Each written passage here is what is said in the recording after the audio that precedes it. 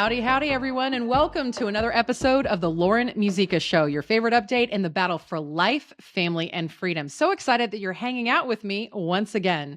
I'm Lauren Musica, attorney and human rights advocate, and I serve as president and CEO of Sidewalk Advocates for Life, the nation's largest peaceful sidewalk outreach organization. Proverbs 29:18 says, "Without a vision, the people perish." Wow. Sit with that for a second. This verse has actually been haunting me as of late.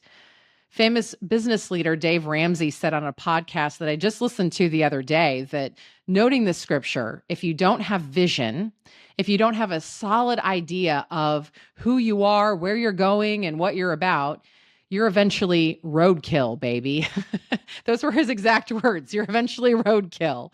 You'll get run over so fast by your whims and feelings and the natural ups and downs of life that you'll find yourself eventually thrust in a direction very different from maybe what you or God intended.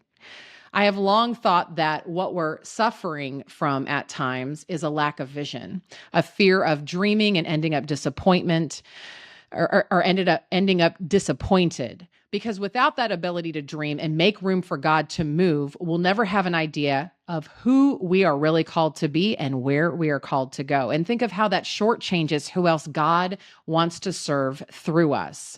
I think this is also why the scriptures call us to take every thought captive and why we're admonished to continuously renew our minds and fill it with his hope and faith. Because where we end up often starts in our thoughts. In fact, Proverbs 23:7 tells us that as a man thinks in his heart, so is he. There you go. So, what does it look like to dream big and run after a God-sized vision? I decided to ask a friend and colleague who I believe does this so well in spades to join me for this important discussion. And I've already been praying for all of you. I've been praying that whoever needs to hear this today will find this podcast. So with that, let me go ahead and introduce our special guest. As a CEO, Joe Evermore has built many successful businesses and raised tens of millions over the last 10 years. He has worked shoulder to shoulder with world-changing nonprofit leaders to unlock their potential and reach their goals. It took him 6 years to grow the national pro-life organization Save the Storks from his garage to a ministry and brand that launched over 60 mobile medical units around the country and raised millions in support of the pro-life mission, seeing thousands of lives saved. Joe then transitioned to a consultant role, building relationships and making decisions through his new consulting business, Superhero Sidekick. Looking back, Joe wishes that he had been able to find that one person who had already been there, done that, who could be by his side. So that's what he's providing now, intimate, ongoing support to leaders. In addition to his nonprofit work, Joe has created several for-profit businesses that have generated tens of millions in revenue and created jobs for several teams of people. Joe would say that his superpower is building pipelines. He loves to build catalytic systems that generate both revenue and impact. Joe has been married to his wife, Anne, for over 10 years and is proud of the family they are building. He and his sons are all about life adventures and achieving big goals. In fact, his son, Sam, and he are climbing a series of very difficult mountains. I think the son underneath Sam is actually now on that adventure too. And Sam is the youngest person ever to have climbed some of these mountains. So amazing. So, all right, let's go ahead and welcome to the program, Joe Evermore. Hello, Joe. How's it going? Great to have you. Well, that was quite a fun introduction. That was so cool. You really covered everything. I love your concepts you were sharing, a vision too. This is going to be so fun. Yeah, absolutely. Like I'm serious when I say I believe this is a true crisis. In fact, I've had moments when I was putting this show together, I was thinking about it that I actually got choked up, right? I think this is like a crisis of epic proportions. I think so many believers, so many people of faith and conscience who are ready to go work for the Lord, they are so afraid of having a God-sized vision, of dreaming big. And I just admire you so much. And I've even said behind your back, I believe that you're a branding and business genius, that you're a secret genius, right?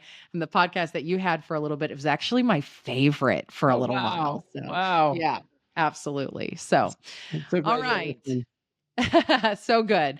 Well, okay. I'm an attorney and a nerd, so I always got to lay a foundation. I want to make sure people know who you are and a little bit about your background. So I would love for you to take a moment and tell us, who is Joe Evermore and how did you come to found Save the Storks and eventually become a consultant for the pro-life, pro-family movement?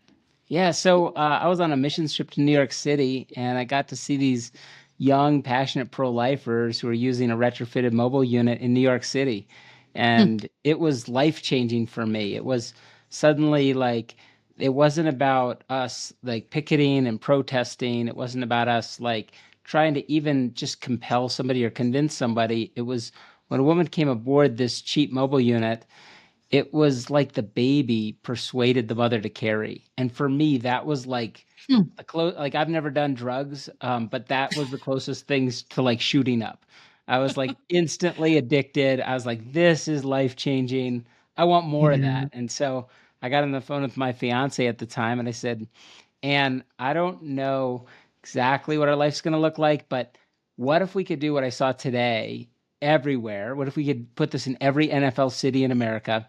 And what if we could do it with excellence? And Hmm. that's when the dream for Save the Storks began. And it started with a big dream, but then it was cast into a bunch of misery of the beginning of that dream, which was really hard to get that off Yeah. the ground. But then once it did take off, now there's over 100 mobile units now all over the country. Yeah. Thanks to the work we Wow. put in. That's so amazing.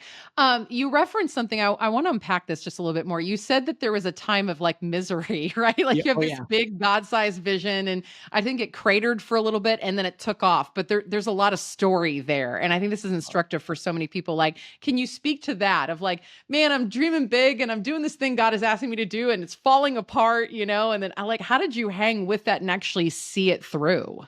Yeah, yeah. I mean, it was difficult. Like, I mean, there were times where like we're like going to these events, telling people that their money is going to go and change the world with us. We haven't produced a mobile unit yet ourselves, and we're literally raising just enough money to get from one event to the next event.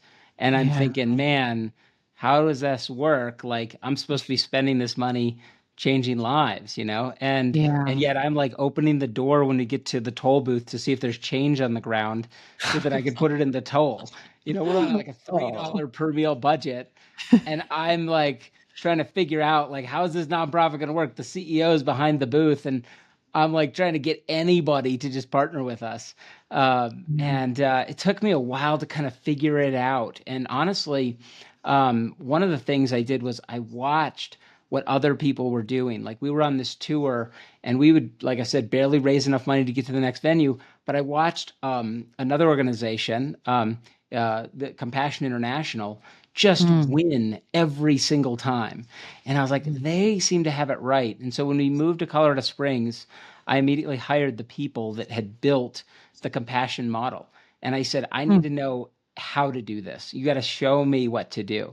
And they begin to build me a playbook of how to do that. And that was really the beginning of me figuring out how to really spike my organization, and very quickly became one of the fastest growing pro-life organizations of its time. And it was a fun ride once I Yeah. figured it out. But I remember meeting you and we didn't have it figured out when we were like living in the back room of somebody's house down in Dallas. Right. And man, it was like not the best way to start your marriage, but it was Right.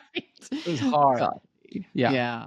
Wow. No, we do go way back. Like sometimes I forget that, right? Because we soon became colleagues when you were the CEO of Save the Storks, and I had launched and was running, then running Sidewalk Advocates for Life. At that point, we were taken off, and I would sometimes have a moment where I was like, hey, I remember being in like the side room of a pregnancy resource center doing a sidewalk outreach training for your like initial team of people who were going to get Save the Storks off the ground, right? and then to watch it spread like wildfire. And it's not, you guys did the mobile medical units and you did it well, and we even brought women over to those mobile units, and like you said, it's gold if we can get her in front of a sonogram, alongside holistic options counseling and care and support. Like, it's a game changer. Most women will choose life, right?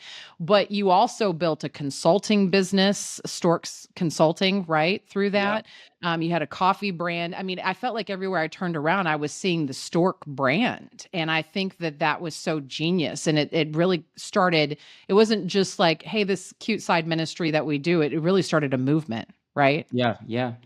Yeah, and really that's what a brand is. You have to think about it like the term brand is actually, if you have cattle, think of like the burning of flesh of like your insignia into that cow. That's what we're doing when we produce a brand, except we're doing that inside somebody's brain. Like, they actually begin to like remember and see that, and they get either a good or bad feeling from it because it's being burned into their brain. And it's like that's the mission of a brand. We want someone like thinking about it all the time. And so when we were building Storks, very quickly I realized, I want to be on everybody's t-shirt. I want to be on everybody's like bracelet, their necklace. Like, I want to be out. We made these fanny pack hats that were really funny and hot. And like, we created all of this different stuff. And really one of the things that I learned early on, Lauren, as I kept telling my team, I said, I don't care about making money on any of this stuff. I just want to give it to people. I just want them wearing it, thinking about it, and they begin to grow this deep love for our mission and what we do. And then they would partner with us and give to us on a regular basis. And that's what grew the organization. It was just really that consciousness of like continually, honoring our promises, creating really good stuff, and just getting the brand in front of people is what made it so successful, I think. Yeah. The other thing I noticed in your story, I know it was a summary story, there's a lot of story in there, but when you were talking about going from misery into finally seeing your dream come through, you said that it's like you didn't give up. You said, I got to go figure this out. And you brought in other advisors. You brought in other people. You were unafraid to bring in other people that you had seen do it well. Can you talk about that for 1 second? Absolutely. Because that's what I do today. It's like, I have a friend who has a funny story that he went to the Philippines and they gave him a car, and very quickly the car, it wouldn't start correctly. And so but he lived on a hill, so he parked on the hill, and as long as he could drive the car downhill, he could start it. And so he took it to a shop, and they said it's going to be expensive to fix it. And so he's like, I'll just keep starting it and always park it down a hill. So for this full 2-year journey, he would always park the car in the same way, like wherever he had to go. Think how inconvenient that is to always start it on a jump start. And and the new missionary came in 2 years later, and he says, he was showing him the car. He's like, oh, this is how the car works. The guy opened the hood and fixed it in like 5 minutes. Oh my goodness. No. And like, think about like how much grief that took him for those 2 years. A lot of the things I do for people is like that. It's like, oh yeah, go in here and I can fix that. It's like doing things subtly differently, but right, can make a huge difference. And I was working with an organization this week, and like just some small changes that we're making to their fundraiser are producing a huge different ROI. Yeah. And it's sometimes these small things that we're after. And and if you're starting something out, it is so much like the best thing you can do is go out and get somebody who's already done it and ask them to help you. Just like you would if you were going to be an Olympian. If you want to get a gold medal, the first thing you and I would do, Lauren, is we would go get the best coach that we could afford, someone who's already gotten a gold medal, who can kind of take us there. And smart business people, that's just a no-brainer. That's a given. But when you're like in the dirt trying to build something, you don't have a lot of resources, you tend to not do that. And I recommend get yourself a coach, whether it's a paid coach or not, but someone who's really been there, who can kind of walk you through it. And that's really what we do professionally now. Yeah, yeah, absolutely. I can think back in this, so far 10-year journey as the leader of Sidewalk Advocates for Life. And I remember a handful of years ago, we ran into what potentially could have been a crisis communications issue. We didn't do anything wrong, but there was media who was coming after us, trying to slander us and say that we did all this stuff. And it was just lie upon lie.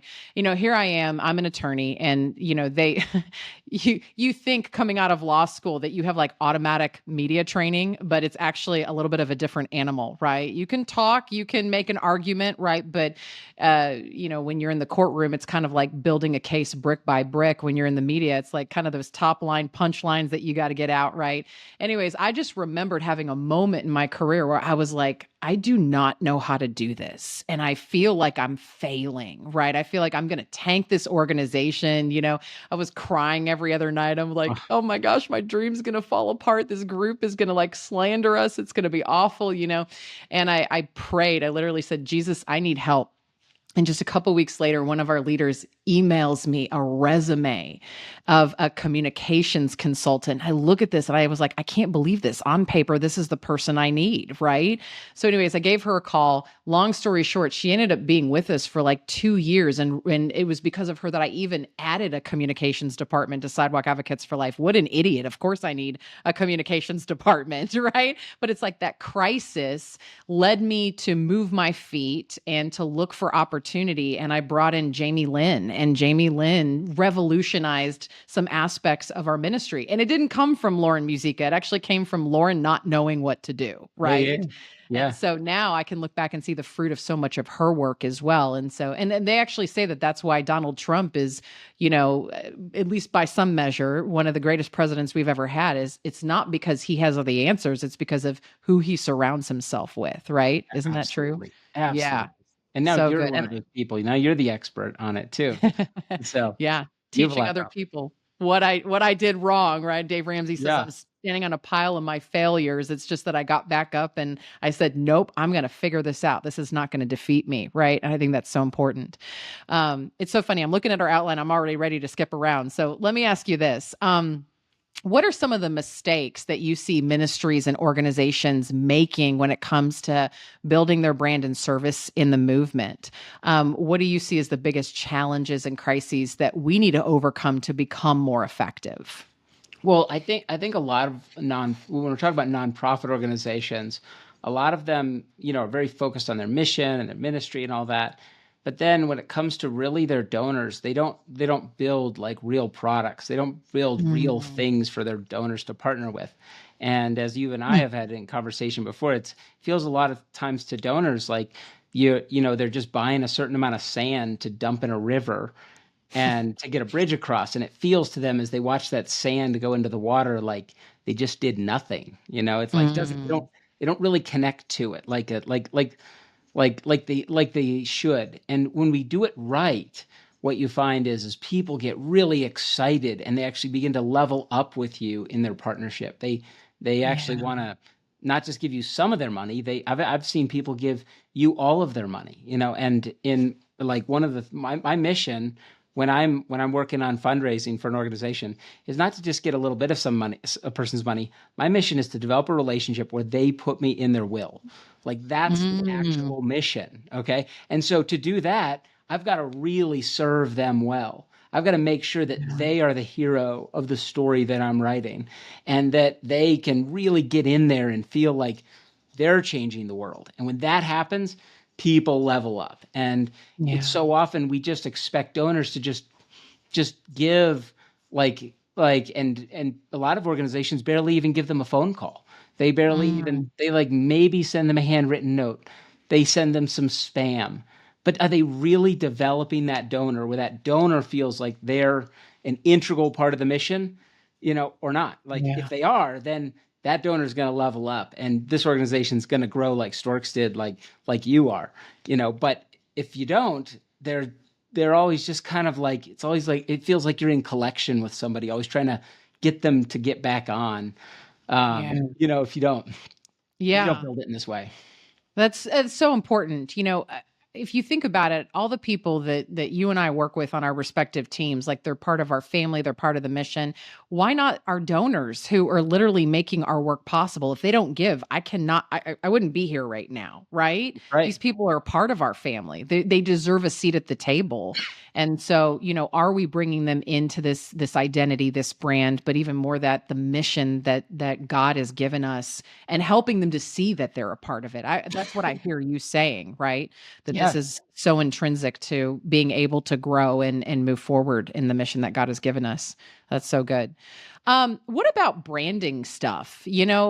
Sometimes you were alluding to this earlier. Sometimes when we hear brand, we kind of cringe. We think, oh, it's, we're doing something just for the sake of the brand. We just want to be popular. We just, want to throw something on a t-shirt or whatever, but it's so much more than that. Like, why is brand important? And, what do you see as the biggest challenge that ministries are having with that? Well, I think it's really important to understand really what a brand is fully. Like in a lot of Mm, organizations, because like a lot of people will, get involved in a branding project, they'll bring me into it, and they're thinking that I'm coming to work on their logo. Like hmm. that's what they're thinking. And I'm like, oh yeah, that's important. It's very important. But your brand is so much more than that. That's actually when you think of it, like when you see an iceberg out in the water, you see a small amount of it. The big amount of it is under the water. Yeah. That's the stuff that makes the brand great or not. I mean, a great brand is a company where people literally come and they rip the roof off the building to get to it. I mean, that's the story of Christ, right? When he's like they're tearing the roof off the building to get to him. He had a good brand, right? So does the Apple Store. It's like people line up around the building to get Hmm. in when that new product comes out. Why do they do that? Well, it's because they have fulfilled so many promises. And the Hmm. elements of the brand that are really, really important are the story of the brand, the vision Yeah. of that brand, the mission of that brand. Those things build a foundation that then begin to create actual core values. And it's out of that core values that there becomes a strategic plan of like how we're going to accomplish this great vision that our leaders have, And it's like within that, they build a company culture. And then they build a full subculture outside of it. The subculture is all the people wrapped around the Apple Store. It's the Hmm. people that are so crazy about, X or, or Instagram. It's like people love these things because they have fulfilled promises because there's a development of those other things. And it's like Yeah. we have to develop those as importantly as we do our logo and our name and like our tagline. Those are important things. Our rally cry, those are important things. But it's that foundation that makes you great. And that's what separates one company from another. It's not their logo. It's these other things. Right, right. Yeah, and I know you would agree with me on this. We're not saying logos aren't important. We're just saying brand is so much more than that. It's an experience. It's what I my favorite definition of brand is what people say about you when you're not in the room, right? Yeah, Yeah. absolutely. Yeah, Right. I mean, I love that. Yeah, it's it's like exactly when what it you is. right, and you open, I'm a Dr. Pepper fan. I open Dr. Pepper. If I get Coke, I'm gonna be mad, right? Like I want to make sure that I get my Dr. Pepper, right? And Dr. Pepper's consistent. It's delicious. It's, I'm pretty sure the Lord made it himself, like the idea is here, like, who are you out in the public square, right? And are you consistent in that? I know even when we were determining colors for Sidewalk Advocates for Life, I didn't want red and black and, angry and ugly and death, right? I wanted life. And so I chose green and blue. And then I wanted yellow for hope, right? And I still remember one of our video vendors going to our website and him going, wow, I go to your website and I see peace. I see hope, right? And I'm like, oh, you got it. That's Yep. exactly what we were trying to convey, right? And then people's experience with us as they sign on to our program, it's like, okay, they serve me well. These core values that they have on their website of servant leadership and excellence. And there was actually a donor that I visited with 2 weeks ago, and I sat down. I didn't even say anything. She goes, I just have to say right off the bat, everything coming out from your organization is so clear and clean and professional. You would think you're this, multi-billion-dollar international nonprofit or something, right? And here you are, kind of small to medium sized and producing incredible results. But she said, I just had to compliment you on that. And I was like, oh, Carolyn, that's like the best compliment you could have given me, right? So It's so good. It Yeah. matters. And a lot of people don't give it that attention. There's a lot of really cluttered logos and like just it just looks like a trash pile. Like who built this thing? Like Yeah. like what was this 1997? Like Yeah. I see that a lot, and it's for me. It's like I don't want to be a part of that. Like Yeah. people want to be a part of something that looks great, feels great. It gives them that sense of, okay, these people understand and they connect with me, and Yes. ultimately Yes. that's when someone puts on your t-shirt, it's like they're identifying with your brand and it's kind of becoming like their brand. That's the mission. That's when you Mm. begin to build what Oof. you call a lifestyle brand. That's when somebody says like, this is actually a part of my way of life. And it's like Yeah. that's like kind of the ultimate of building like that brand. It's like when your followers begin kind of building it and even rebuilding it with you. Yeah, yeah. This is so important too for those of us who go to the sidewalk and reach out at abortion facilities. Like this is why we, have a professional safety reflector vest. Oh, Our literature is not stuck back love in the it. 80s and 90s. We want to connect with the millennial and the Gen Z woman because I'll tell you, Planned Parenthood has invested millions of dollars into their branding and marketing. They're making sure they're relevant, that they're connecting with the woman who's facing an unexpected pregnancy. It's like, what are we doing to counter that effectively? And like I always say, God loves a good David and Goliath battle, right? We steal their business all the time. But if we go out there with and again, I've made a few of these in my day. I'm not meaning to be ugly on these, but the homemade signs that look like ransom notes, right? Or like we're in our basketball shorts and our ratty t-shirt, we're handing out information. I can help you, right? Is she going to believe us? It's like, our brand is what we're putting out into the world, Yeah, right? yeah. And so can we dress in such a way, talk in such a way, present ourselves in such a way? I mean, it's just like when you're dating somebody. I this is a true story. I have a friend of mine. This is so fun to share. I have a friend of mine started talking to this guy online, this kind of beautiful, kind of Christian, dating site, right? They decide they're going to go ahead and have a video call. And, he's dressed pretty decently from the waist up, a nice t-shirt. She was a little bit like, but do you know what the deal breaker was? It was when he had to go into the next room and tell his dog to be quiet. He was barking in the back room, right? And he had on plaid pajama Ah, pants. And she's literally said, she was like, at that moment, I was like, can this man not dress up for me just a little bit, yeah. And I was like, fair, right? I mean, so anyways, we don't want to be the plaid pajama pants out on the sidewalk or in the pro-life, pro-family movement. We're competing. I mean, the darkness has a brand and it is deceptive and many times it's beautiful and it comes as the best thing that we've ever seen. And so are we willing to do a little bit of homework and present ourselves in such a way that exudes trust and peace and hope and joy, which is what she's really after when she's headed Well, into an abortion facility, well, right? in a way, your friend, when he saw the plaid pajama pants, she began to see below the waterline, Ooh, of the iceberg. You begin to see that, like, oh, it's like this is halfway. This is like I'm going to do just mm, as much as I need to. Like, there's a lot yeah. said in what they saw, and it's like those are the kind of things that, and they happen fast. It's like, I don't know if you remember the Samsung Galaxy phone. Like you remember, like Mm. every time you would get on an airplane at one point. You remember this when they'd be like, if anybody has a Samsung Galaxy phone, you cannot board this plane. Do you remember that? Like It would like explode or yeah, something, that right? was the fear. Like that literally, like it's estimated that just the cost to the brand, not all the products they had to recall and all the costs of all that, it was $215 billion. Just the devastation of that. And that's when really like they were picking up some speed on the iPhone and it just crushed them. Because I mean, every Oh, man. plane on the northern hemisphere was getting that message as you're boarding the Yeah. plane. Like if you have one of these phones, it might explode. Like done. Like plaid pajama pants, done. Right. You just destroyed the brand, right? You got Done. some years to kind of recalibrate here and prove yourself once again in the space.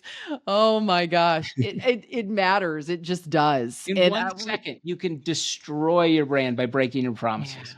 It's like Yeah. 1 second. Like if you, like you said, like if you get you get out a beautiful Coca-Cola and you get a mouthful of hair one time, and it will be over. You will be like, you know what? I think I'm going to pick something else. I'm going to try Sprite, from now on. Exactly. Exactly. Yeah. And for those of you who may be a generation or two ahead of us and you're like, I don't know what's relevant. I don't know what's going to connect with women, or men or whatever at this generation.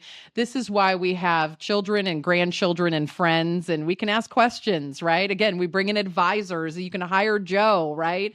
They've got some great expertise in this area, and it's worth talking to somebody. I mean, our first logo, it was a mother, like kind of with a child in the air, right? And our comms consultant, Jamie Lynn, that I talked about earlier, she was like, I see Dirty Dancing, the movie from, when is it, the 80s, early 90s or something like that. And I was like, oh no. And like someone else at the table, one of our other team members, she's like, I can't unsee that now, And we were like, we got to change this fast. And so we ended up going with this beautiful, it's like a location balloon, on location, saving lives, ending abortion. And I will say we redeemed ourselves so much that one of my friends, Karen Garnett, used to be a VP over at Heroic Media. She walked into her CEO's office. She threw down our logo on his desk. She goes, "This is genius. Look at this, on location," right? And so anyways, this brand kind of evoked something, this logo evoked something very different than what we had before. And so I will tell you, take it from somebody who's done it wrong before. It got us by. People thought it was cute for years until Jamie Lynn completely crushed it for us. But hey, it was a really good lesson for me to make sure to get some other voices at the table, right? So important. Yeah. Let me ask you this, Joe. The scriptures say, again, without a vision, the people perish. And again, I believe this is just a crisis of epic proportions here in the kingdom. But why is it essential that we dream big? And why do you believe that God actually freely invites us to do so? What is the importance of casting a vision? Well, I think of the story like where, I don't remember the exact details of the story, but remember how Jesus tells the story about the master, and he leaves and he gives each guy a certain amount of talents. First guy, 3 to 6. Second guy, it was like 2 to 4. The last guy, what did he do? He took the money. He didn't spend it on crack cocaine or anything else. He put it in the bank. He basically, this is the bank of me growing up where you get less than 1% interest. I mean, like 0.1% interest, he got no interest on the money.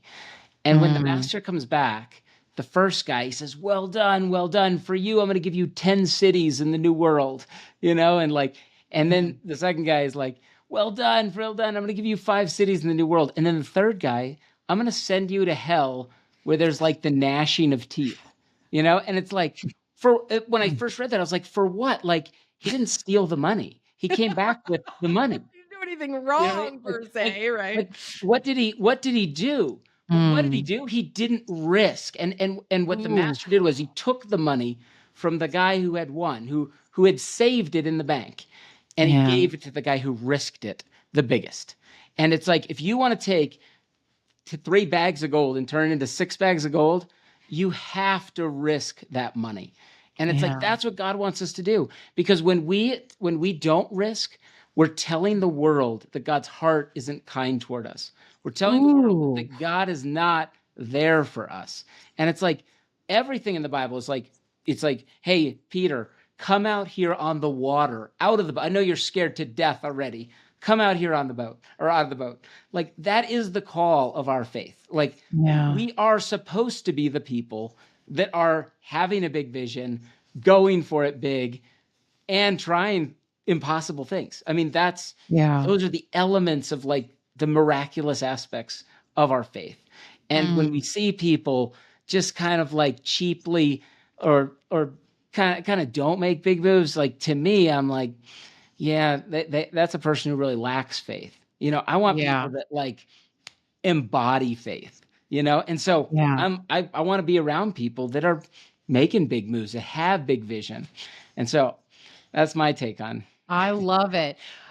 Joe, what would you say to somebody, last couple questions here. What would you say to somebody who is just in a valley right now. Like they've tried a bunch of things. They're just so discouraged in their ministry, maybe in life, right? They're like, "Oh, Joe, I have this vision. It crashed." What would you tell them to do at this moment to kind of move through that and come out the other side? Well, the first thing I tell them is mine crashed too, like Hmm. 10 times, like the plane that came out of the air and crashed into the ground. Like, I mean, Yeah. there was times where it was like bad.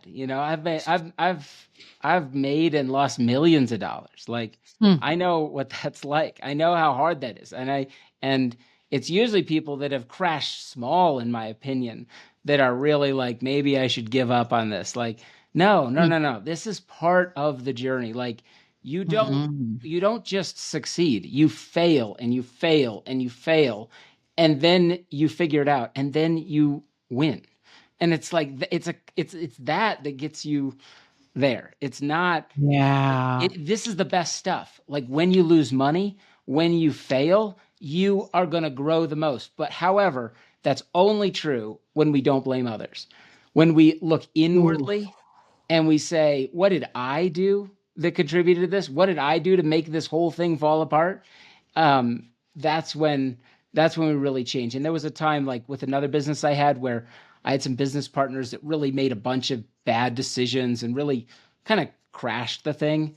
And in my Yeah. heart, I was like blaming them on everything. And I told that one of my mentors that, and my mentor said, Joe, you're an idiot. Like you set up these contracts with these people. You decided to work with them. You were like, you gave them full control of the business, and then they crashed it. I blame you as much as them. And I was like, Wow. that's a really good point. And I began to look inwardly and say, like, there were things that I contributed to that crash.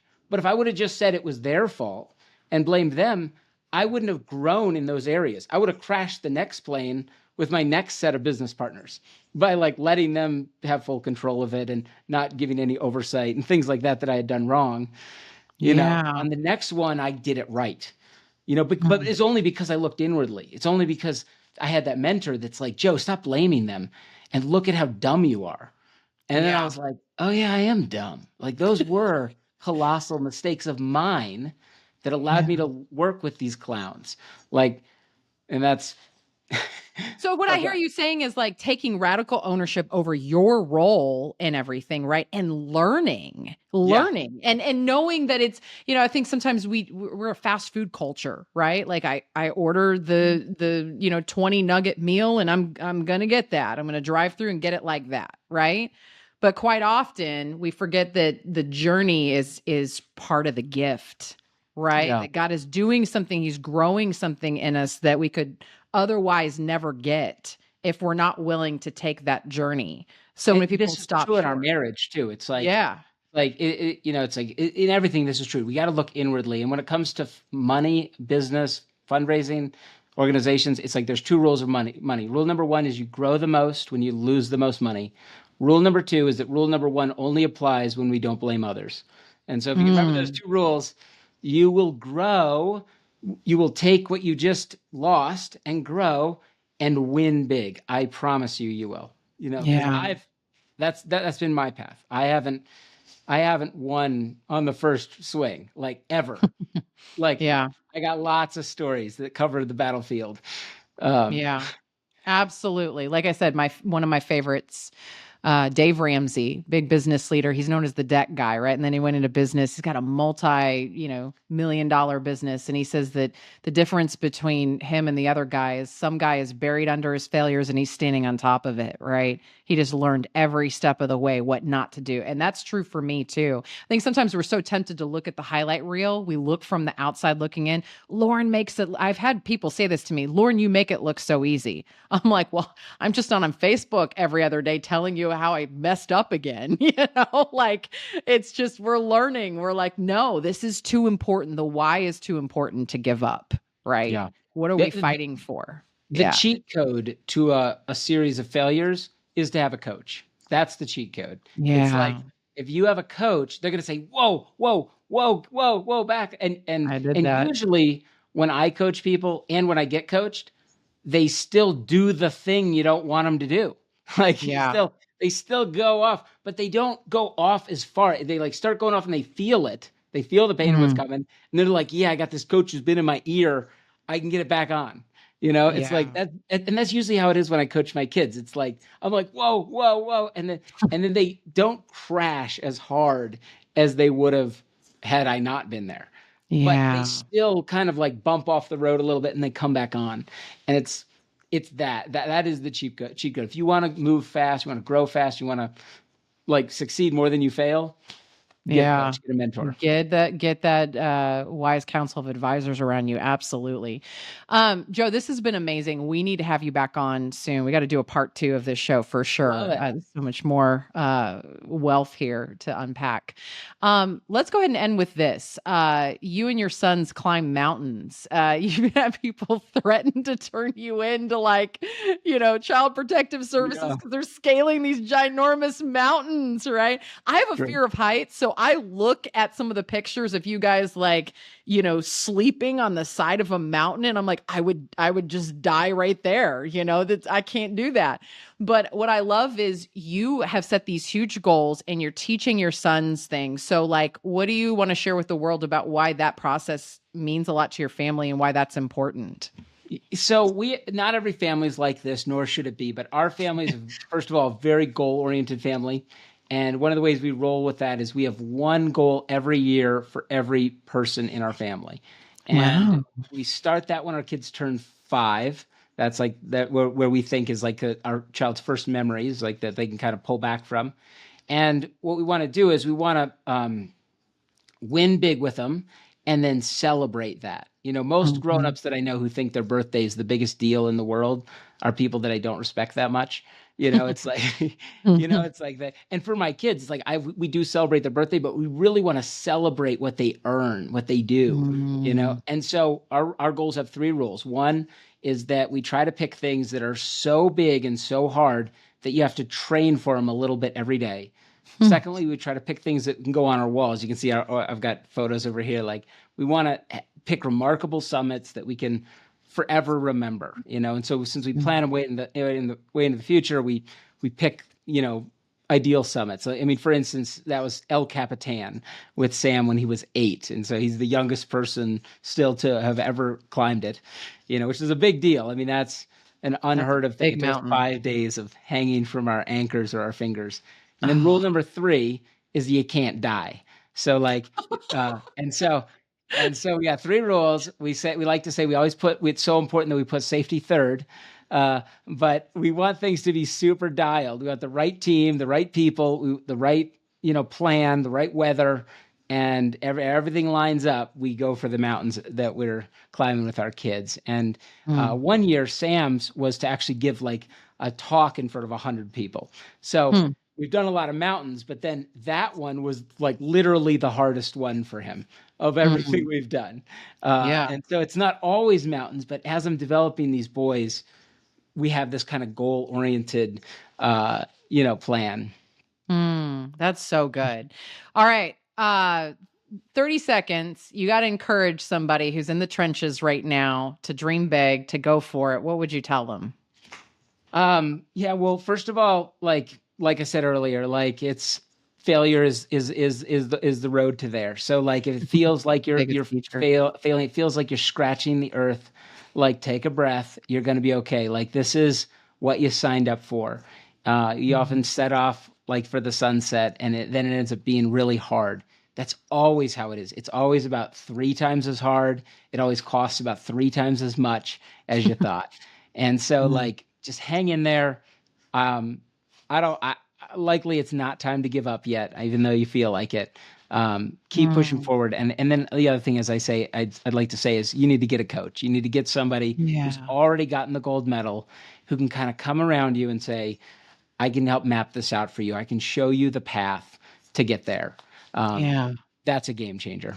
Yeah, absolutely. This is why we have pastors and priests and coaches. And, the Lord has given us so many resources out there. Let's use them. Let's be unafraid. And that doesn't speak to, if anything, that speaks to our wisdom. That actually speaks to our integrity, right? That we're unafraid to recognize the answer is not always with us, right? We have an opportunity to learn and bring other people in. So, all right, people want to get a hold of you. What's the website? Superherosidekick.com. Also, if you just email me at joe@superherosidekick.com, I'll send you a little brand guide, it's like a brand PDF that I think will help you think about your branded logo. And we would love to just, even just talk with you for the first time. It'd be just free, and see if we can help you if you need a hand on something. That's awesome. Wonderful. Well, thank you so much for the discussion, Joe. This has been so much fun. Definitely have to have you back on. Thanks again for being with us. Loved it. Awesome. Thank you. All right. Closing thought. Dream big. We see it on posters, memes, Instagram posts, a little kitschy, right? It sounds good. It sounds fun. But let me just be real for a second. What if you and I were unafraid to get alone with God, to spend some time with him and ask him, the great adventurer, right, to set a vision for our lives, to really ask him what he wants to do through us, what he wants to do to change the world. So I'm going to challenge us, myself included, since we're still at the top of the year. If you haven't already, I want to invite you to grab a blank notebook or at least a few sheets of paper, sit somewhere quiet, grab your favorite beverage, and really pray and ask God, what do you want for my life? What do you see for my life? And what do you want to do through me this year? Then I want you to just get quiet. It's so hard to do this, right? We want to talk. We want to fill in the blanks. I'm an attorney. I always want to yap and fill in the quiet. I have to force myself to just slow down and just listen. Then I want you to write it down. What do you hear?